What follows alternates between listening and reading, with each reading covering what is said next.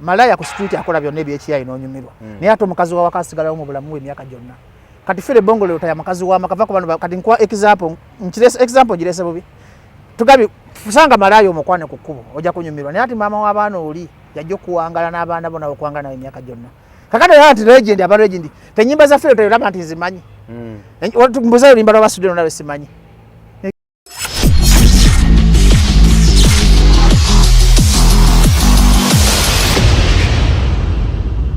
fire bongo tayasinga Kenzo liliko maturity amusinga vocability amusinga production amusinga talent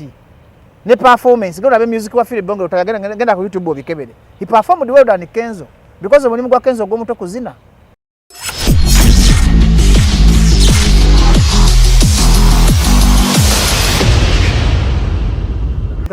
Okay. Bajo, twalabye over the weekend ku Friday omukulu Kenzo bwe yabadde akomyewo yagambye nti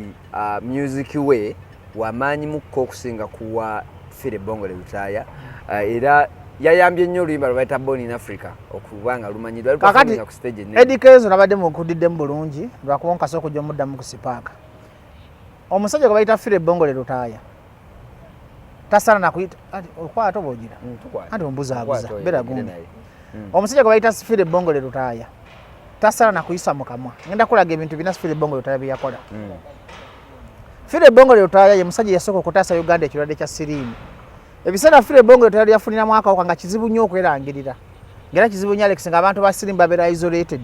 omuntu wa sirimu mulabanga abasu omuntu Fire Bongo Lutaya nsoko mu respect nti tasana kuyitwa mukamwa ka Kenzo era Kenzo alina okuvayo ne yeetonda nti omusajja yayamba abavubuka ne bakulanga bamanyi sirimu kirwadde kibi omusajja n'ayimba ennyimba za sirimu fotogera ku Fire Bongo Lutaya nti yatuyamba okuwangaala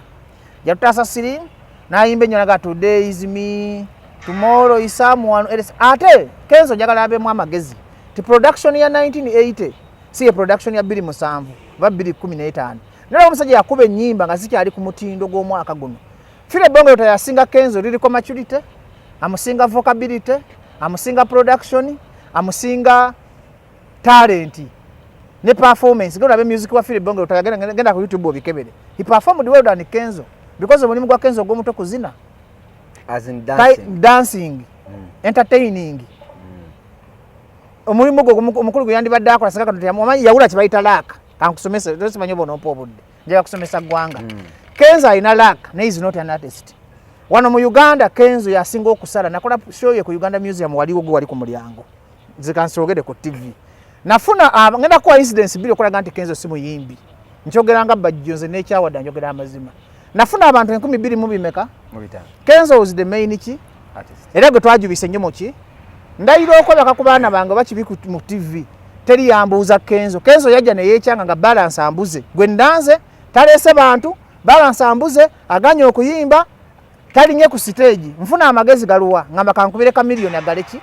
buli muntu yafuluma ku Uganda Museum ku Boxing Day show yansala teri yambuuza kigambo Kenzo naye waliwo ku mulyango waliwo funyeyo omuntu nagamba nti mpa ticket yange Kenzo aluwa nkulaga nti taddanga mukwepakira ku bayimbi takiddangamu ate bino ndi serious ya saka nako obusungu takiddangamu wabula enkyogera njagala nakaba njagala omuliyo omwana omuto kubanga audience ye badde singa mbanda bato stamina zigido bowlingo bebanyumire bibimba yimbe bitalina makulu kakati njagala omuliyo omwana omuto yagamba nti anko bajonzibye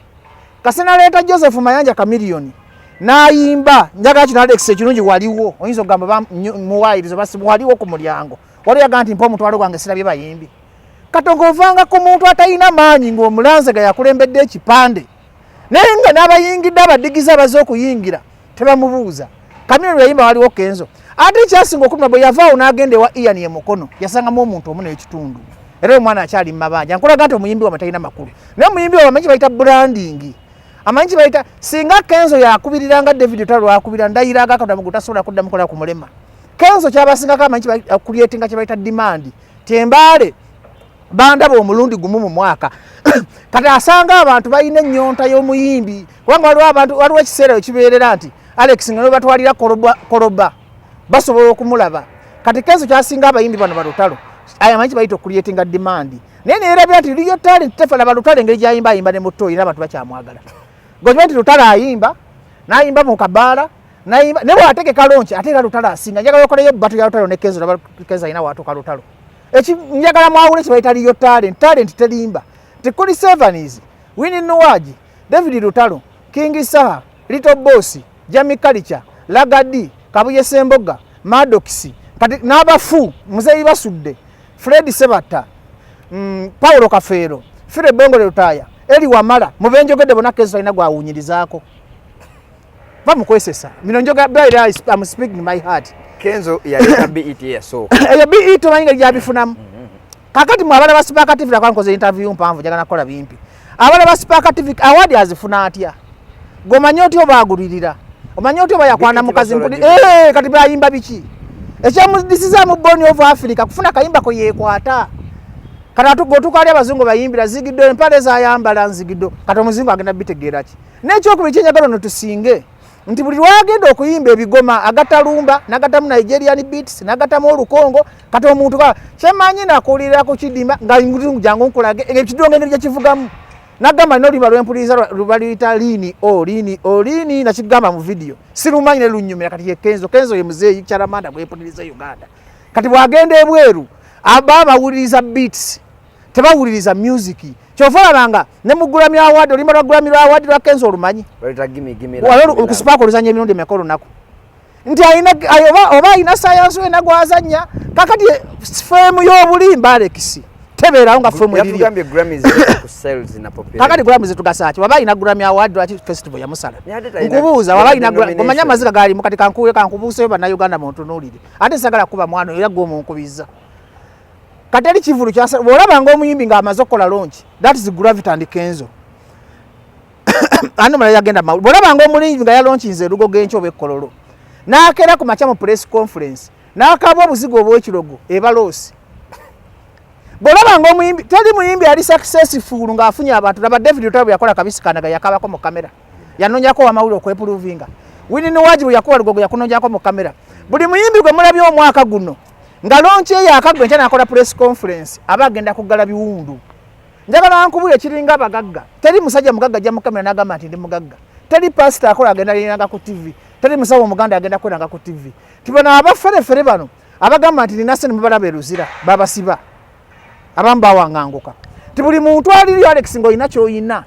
tosobola kwewana tosobola kwemanya nti oli mugagga teri muyimbi wa talent kadosanga wasanga nga muzeyi Kafere kiko bintu biwanvu muzeyi Paulo Kafere yatambuzanga bigere ngalinya ne taxi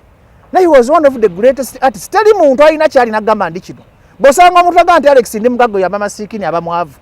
bosanga pasi nagamba nze enkolo manya yaba mufere bosanga kati Kenzo kyakoze ko ite omuyimbi Kenzo tabanga ko muyimbi tayina bantu bo yimba city alosi omusajja yamugula embalala yamuwa million kati nze kenyini n'ebiwundu byange ku mutima ko Kenzo simufunangamu namufuna kali banga lyenkoledde endongo nali mufunyemu yakuyimbirako nga ina ne kamera yanti mwebaza Kenzo nkobaza okunyimbirako era byali bizibu wanyimbira ne safi sawo de rwata natambuza nabigere ko nako kanjogene ekitogereka ku kamera nasula mu loji twalina kamuonga akampi akebonizi zibulenti mba Kenzo ofuna ebizibu tuvala na mwesonyiwa ne mulekera mu abachamuka akusaba milioni 10 oba milioni 2 ngatafuna abantu 12 katobo ofuna ki David Lutalo akusaba milioni 3 kugera funa abantu 13 kibaita amagoba misa kisema kola gamba milioni 2 oba 3 ngogenda funa amagoba kamilioni oba kamilioni akusaba milioni 5 ngagenda kweta abantu 13 Ezo for music industry gudala bino bibebe bantoni kati byaze mu kulwanyisa abantu semanya Alex sikwagala eyo tojja biteka yo kankoleke bibebe bantoni tobijjako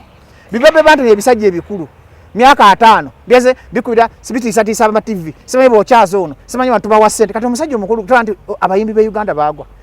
bajjo bagamba ntomanyi kulimba prove him with the content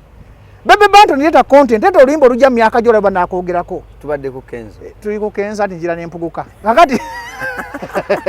bebe bantoni hanyu Kenzo nze sikulinako buzibu bino mbadde nsomesa Kenzo ine kirungi kyali yakoze ko nyo musajja Kenzo kyemwagala kabuulirira edda yangambako ekigambo nti bajjo sente ensonda tezigaggawaza sente za diru zezikola era namala kufuna diru nengaggawala ekyo nkimwebazaako Kenzo baba buladiwo takwagaliza kufuna netakunyigiriza nkinyonyola bulungi tajja kusala mpa milioni 2 ompulira netajja kuteka ku pressure mbuleta deposit ekyo nakyo kirungi kikola ki naye ate gwa mutima mubi tewatuuka ku Alex abantu 1200 bakubuza abayagala ssente ze zonna asobola okwekyanga n'atayimba kati nga ku museum yala abakusanga janka promoter yaba promoter mulabi abakusanga professional promoter nga Bajjo nti nsobola okubira kamiliyoni najja abamaze okuttira erinnya kati singa abantu balwana ku museum nga tayimbye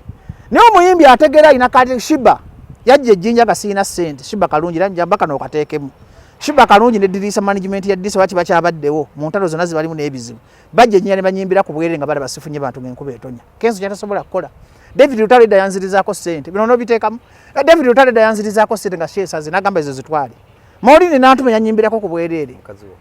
tabanko mukazi wange simukwananga nako toyogera manyi osala ebigambo bwe ate sagala kuteeka mu bannamawulire batategeera kati n'antume yali ansimba emyaka namukwana ddi mama muntu endo kwana simukwanangako wadde n'okumwegomba simwegomba naye nkolaga mutima gwe ayiri n'amatovu ne Jofule Lutaaya nga bakyali ku foomu ekiko nawe otunulira nnyo abakazi ng'oli mu interview kati bagabe bajje bagikole tuli mukola interview tuli mu kwegomba buwala ayiri n'amatovu ne Jofule Lutaaya nga bakyalina hit ompulya bulungi bajje nansana ku big zone ne banyimbirako ki nemba waayo naye omusajja gwe bayita Eddie Kenzo tayagala kumufunamu kyovola nga big guy tipu Suzy Santos gendo nonyo mvuka amita Santos akaba Kenzo bamwita tata Melanie Santos omumanyi twale mmere mu lumbero wa research yagamba obimanyi atojja ku microphone mayo yaganyo Alex ze cheba singa kwogera mazima katulache akanina gamba abana mwana wokufa babitugamba Alex gamba mwana wangu okufa Santos yatunyonyola obibwa Kenzo yogera amazima ate gwe jagalo kiteeke sagala bitebe mu gwankwata batugamba obibwa Kenzo batugamba tayagaliza tasobola kubera naye n'okulaakulana yali yawaawo kwenyizanyiza kwefula bosi kukozesa abantu nga Kalogoyi which is bad neka kati kiyakoze ekibi kwepanga ku legend kati ze nsonga kankubuuze nsobola kusanga muzeyi matovu ne mumanya kati lwa lufire lwogeraganya ku lwa Kenzo teruliyo tuddamu kukyogera ku kuba olu Alex tokiddangamu talina wadde kitundu kya luyimba Kenzo alina luyimba kakati fire yafe emyaka 10 emabega tukyalina ennyimba ze Diana ate mu bantu abasinga okuddamu oluyimba lwa Fire Bongo bamuyita Juliana Kanyomozi teyepankwako okumanya Juliana Kanyomozi yandivuddeyo n'ayogera kwe yayimba Diana ate okusinga ne Fire kati mu bantu abaali basinze Fire Bongo yotayo okunyumisa oluyimba mpitewunda ino interview ya magezi naawe bamuyita Diana niwe mama we kati yanyumisa oluyimba ate Juliana sizeriyo artist ngojoga na malala ge okuseerako tebinkwatako bwe tudda muri yo tati Juliana Kanyomozi eka yakaddamu oluyimba lwa Fire n'asinga Fire abasigadde abaddamu kati byonna biyenje kati Bebe Bantoni yakozesa auto tune ne Kenzo waude auto tune bazise auto tune Bebe Bantoni yayimbisa auto tune I was born Africa sing master wawulanga auto tune yeyinga bulago bwange ampulya kati mbantu abakaddamu ennyimba z'abagenzi ne zinyuma Little Boss Juliana Kanyomozi David Lutalo kuli Sevanis King Sabanga z'abagenzi kyoga sebatta naye mugenzi anti muzine yalinga yafa kubanga abana batani sozanyira music kwenga cyali zogera zonna z'abantu cyaliwo yalinga yafa ndika kati ne Bobi Wine yaddamu Kampala Paulo ngenda wafe boda alina Bobi Wine atula mu ngoma yatula mu lwa Eri Wamala Bobi Wine yatula mu lwa Firera yaddamu olwaleero nafunye n'omugunja gw'emuti ze kutabangalangira anti yaluyimba bulungi zituyamba boda Pastor Bugembe yaddamu ani yali amanyi lunyuma Bugembe no muyimbi Bugembe muyimbi yaddamu ani yali amanyi tewali yali amanyi yo mmekanga manyi Diana Born of Africa Daisy Eri Wamala Fire Bongo Diana iye mama we omutima alina kuba Fire Bongo Lutaaya manyi yo Born Africa Today is me empisa zo zikyuseemu zirabika zinnemye abasajja abodirira ebyomukwano omusajja ng'omwepanga ng'oleta ekiyenje kya Kenzo ulya sirwa Fire awanze mmanyi music ze gomanyira kwake ennyimba endala n'ayimba nkoye okwegomba abatulaba naye mama n'obulungi bw'ossebo kati omusajja ng'omwepakira kola n'ennyimba zo ziri mu memory ate gasizijjuka kati lwa Kenzo lwali omumanyi kati Kenzo livingi mukatonda mugulu n'abaana bato ate kati kampuli bubblegum music gwe bayimba tawangaala kati akyamulamu kiringa Alex kufuna marriage material na kufuna mukazi atali marriage material malaya ku street akola byonna ebyekiyai n'onyumirwa naye ate omukazi wa wakasigalawo mu bulamu emyaka gyonna kati Fire Bongo leo taya mukazi wa makava ku bano kati nkwa example girese bubi tugabi fusanga malaya omukwane ku kkubo ojja kunyumirwa naye ati mama w'abaana oli yajja okuwangala n'abaana bona okuwangala nawe emyaka gyonna kakati ati legend aba legend tenyimba za Fire tayolaba nti zimanyi Mbuza olimba lwabasudde nolabe simanyi. Ekitaffe tukoze tuvudde mu yitabu tuze mu lwali. Tukola biki?